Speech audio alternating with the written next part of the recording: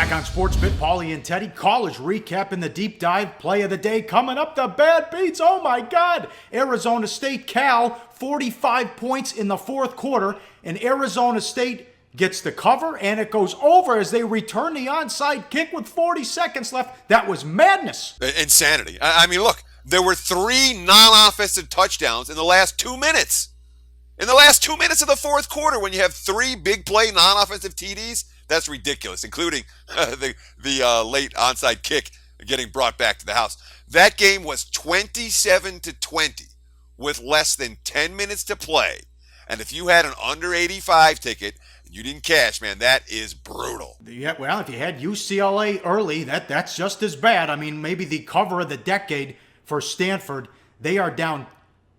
They have 9 points. They haven't scored a touchdown the whole game. Shaw milks the clock, challenges, and then punts anyways on 4th and short, but Byrne takes them down the field after they get a stop, and then they get the strip sack. The UCLA sets up with the Hail Mary, and they pick it up and run it in. 22-13 Stanford. Oh my God. Yeah, I mean, that was insanity. But I mean, that's the way college football Saturdays are. We talk about point spread hijinks. Remember, Stanford, they were -3. They were bet down to -2.5. You know, they weren't going to cover. It would have been either a push or most bettors would have pushed. Some bettors were covering with Stanford already before that final sack, fumble, touchdown. But all the pushes were taken out of play, and all the UCLA bettors crying in their beers. Brutal beat at the end of that one. At CG Technology here in Las Vegas, a $200,000 swing on that game with the touchdown on the final play, and David Shaw, horrible in that game, but it worked out at the end because Burns took him down the field. How about some fun? Check out that Indiana Wake Forest box score. Yeah. Sure does. You know, -5 turnover margin goes a long way in a football game. Let's just put it that way. Wake Forest, 4-0 right now for the first time since 2006 when they went to the Orange Bowl. How about this? Right now, Wake Forest has more wins than Notre Dame, Oklahoma. Let's throw BYU in there too. Combined, that's Wake Forest. Not bad at the end of September, most of the way through September. Yep. Another bad beat, West Virginia. They're inside the 5-yard line and they fumble. Oh, yeah. Brutal. You know, they're first to goal at the 4. The quarterback, they didn't fumble. The quarterback was changing the play call.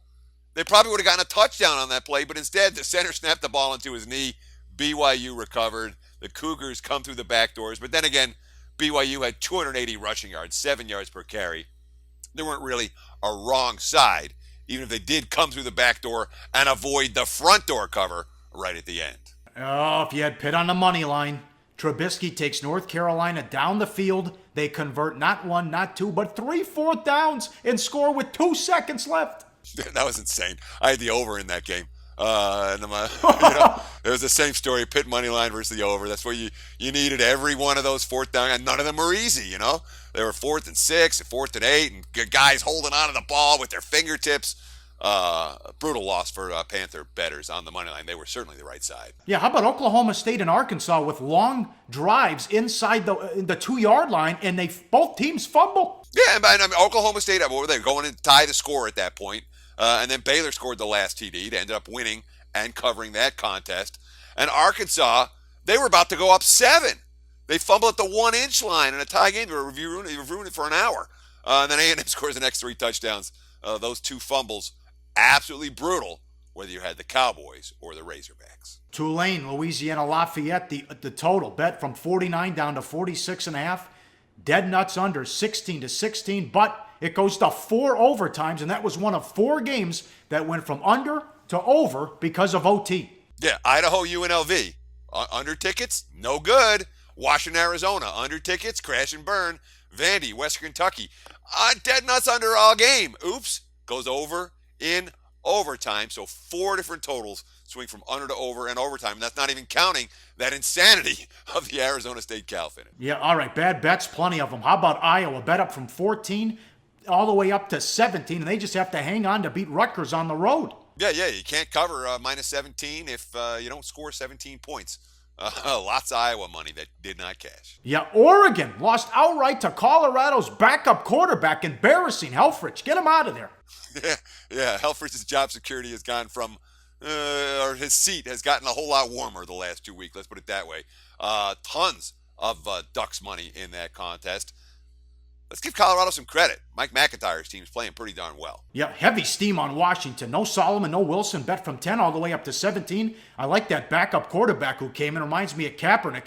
He had a long touchdown run. Game goes to overtime. Never in doubt. Washington survives, though. Yeah, and this was a great result for the house. They loved this ball game.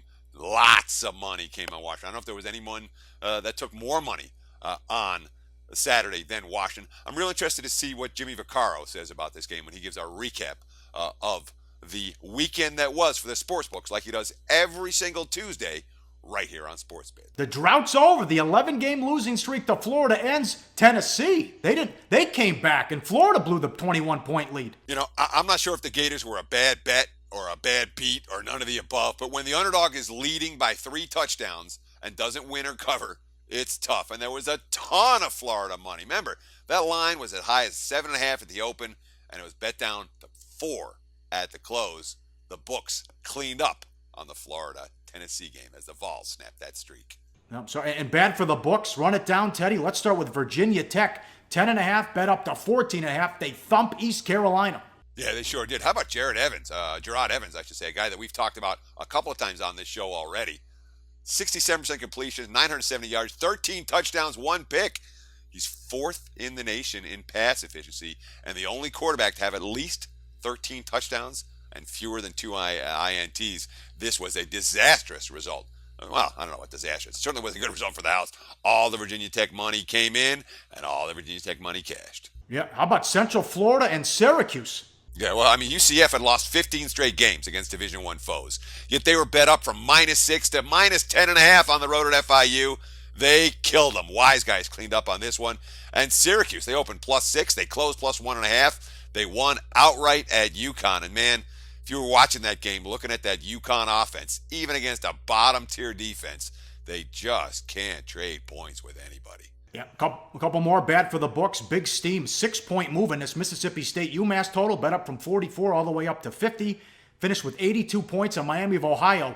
20-point dogs bet down to 13. At Cincy nearly pulled the upset. And oh boy, disaster as Marshall's quarterback was out. Louisville, 24 up to 31.5. It fell 31. Yeah, that was literally probably the worst possible final score for the books in Las Vegas and offshore. To win by exactly 31, that means all the Louisville money that came in all week 1 and anyone that took back Marshall at 31.5 or 31 either won or pushed, books didn't cash a single bet, some books, on that particular ballgame. Do your research before you bet. Check out our ratings guide to see which books have the best ratings and sign-up bonuses. Open up several accounts and shop for lines at sbrodds.com. Always be ahead of the game.